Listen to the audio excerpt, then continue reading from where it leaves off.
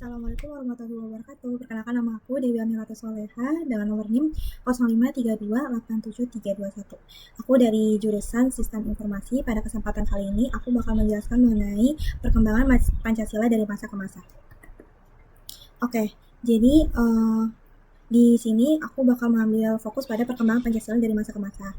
Nah, saya akan lebih menyoroti dalam salah satu peristiwa penting pada masa Orde Baru. Kalau dilihat dari sejarahnya, Pancasila itu mengalami perjalanan yang cukup panjang. Pada masa awal kemerdekaan, Pancasila menjadi dasar yang menyatukan Indonesia sebagai bangsa baru. Waktu itu Indonesia baru banget merdeka, jadi Pancasila itu sangat penting sebagai pegangan bersama agar bangsa ini tidak mudah terpecah. Kemudian, pada masa RIS, Republik Indonesia Serikat, bentuk negara Indonesia sempat berubah menjadi federal. Walaupun bentuk negaranya berubah, nilai Pancasila tetap dibutuhkan karena Indonesia tetap harus menjaga persatuan. Setelah itu, pada masa demokrasi terpimpin, Pancasila tetap digunakan, tetapi kondisi politik saat itu sangat dipengaruhi oleh kekuasaan presiden dan juga suasana politiknya juga cukup kuat. Jadi, dari masa ke masa, Pancasila itu bukan hanya menjadi dasar negara, tetapi juga ikut berada dalam dinamika politik Indonesia. Masuk ke masa Orde Baru, pemerintah saat itu berusaha menegaskan kembali Pancasila sebagai pedoman hidup bangsa. Salah satu peristiwa pentingnya itu munculnya P4, yaitu Pedoman Penghayatan Pengamalan Pancasila. P4 ini ditetapkan melalui TAP MPR nomor 2/MPR/1978, yaitu pada tahun 1978. Tujuannya apa sih? Agar masyarakat itu memahami dan mengamalkan Pancasila dalam kehidupan sehari-hari, bukan hanya mengenal 5 silanya saja. Menurut saya, nilai Pancasila itu yang paling terlihat dari peristiwa ini adalah tuh nilai persatuan.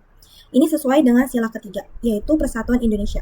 Melalui P4, pemerintah itu ingin masyarakat memiliki pandangan yang sama dalam menjaga kehidupan berbangsa dan bernegara. Selain itu, ada juga nih nilai musyawarah dan tanggung jawab yang berkaitan dengan sila keempat. Dalam P4, sila ketiga ini menekankan pentingnya menempatkan kepentingan bangsa di atas kepentingan pribadi ataupun golongan. Sedangkan pada sila keempat menekankan musyawarah dan tanggung jawab dalam keputusan bersama. Namun, saya juga melihat bahwa sejarah masa Orde Baru memberi pelajaran penting. Pancasila memang harus dihormati dan diamalkan, tetapi tidak boleh hanya dijadikan hafalan ataupun hanya slogan. Kalau Pancasila hanya diucapkan tetapi tidak diterapkan dengan jujur, maka maknanya bisa hilang, apalagi kalau nilai Pancasila itu digunakan hanya untuk kepentingan kekuasaan. Tentu, itu tidak sesuai dengan semangat Pancasila itu sendiri. Bagi generasi muda, sekarang, pelajaran dari peristiwa ini masih sangat relevan. Kita tidak hanya cukup hafal Pancasila, karena jujur saja, menghafal 5 sila itu belum tentu membuat seseorang otomatis akan adil dan bijaksana. Yang lebih penting adalah bagaimana kita menerapkannya dalam kehidupan sehari-hari.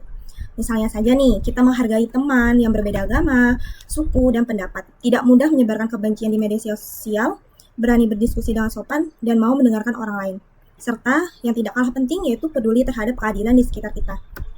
Jadi, sejarah Pancasila pada masa Orde Baru membuat saya belajar bahwa Pancasila harus menjadi nilai yang hidup, bukan hanya teks yang hanya dibaca saat upacara. Pancasila akan benar-benar bermakna kalau generasi muda mampu menjalankannya dengan sikap yang jujur, terbuka, adil, dan bertanggung jawab. Mungkin itu saja yang bisa aku sampaikan mengenai penjelasan Pancasila dari masa ke masa. Mohon maaf jika ada kesalahan dalam berkata. Wassalamualaikum warahmatullahi wabarakatuh.